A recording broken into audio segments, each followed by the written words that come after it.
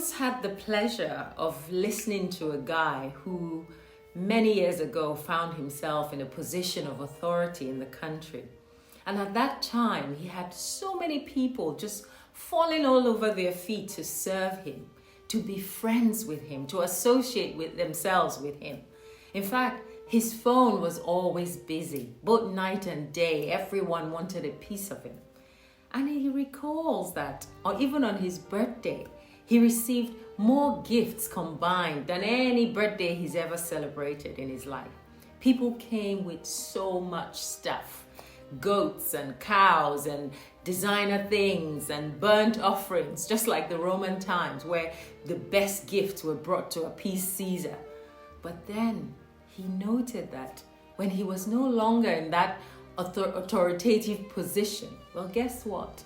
Even though he was now celebrating a big milestone birthday, those who brought goats and cows the other day did not even remember to call him to wish him a happy birthday.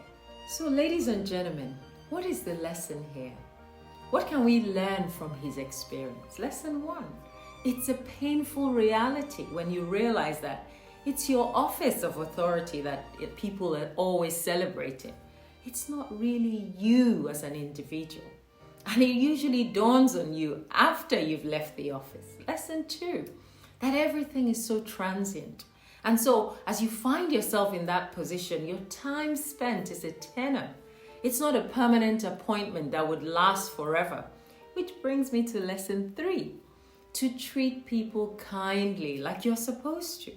Like you would with or without that position of authority that you found yourself, and stay consistent with it. This is the hardest to accomplish for many because the ego would like to say, I'm the boss after all. They must all respect my authority. So it decides to surround itself only with yes men, those who will only answer in the exact manner that makes him feel good with himself. No one can have a contrary opinion to his or challenge his leadership ideas. If you dare, they'll quickly put you in the category of enemies. And yet, everyone is watching the boss as he makes mistakes daily and hourly, but all are too afraid to tell him so they don't face his wrath. Is this familiar to you, where you are? In your groups, in your settings, in your families, in your offices where you work? Do you find so-called leaders of today looking for only subservient fools that will obey and conform and not question their authority? Where's the free will of each person to examine and say, oh, boss, I'm so sorry, boss, this doesn't feel right with me, without the fear of a shadow ban?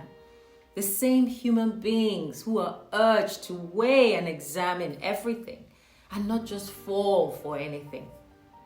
So this one is for the so-called leaders, the bosses, the heads of authority, those in charge. In Nigeria, we call them the big ogas and madams. The ones puffed up with pride, with zero humility, wallowing in their fortunate positions, which will not last, by the way, looking down at everyone else, whom they are supposed to guide, expecting to be worshipped by these people, giant egos propped up on a pedestal. Remember that even Julius and Augustus Caesar, however powerful they were, they had to relinquish power at some point. It doesn't last forever. You will not make the history books, of course, but how will they write your story as a leader?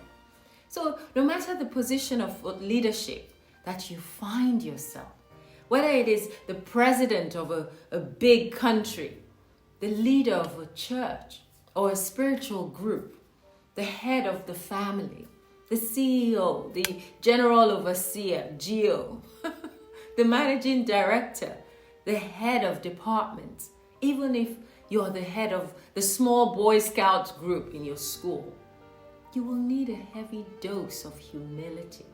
Before, during, and after it ends, leadership is always the same. Yesterday, today, and forever. The goal is to serve, to give, to help, to guide, to spread love. It is not to rule, to trample, to oppress, to make yourself an idol, to gather slaves around to worship you, and then you divide and conquer them. That is not true leadership.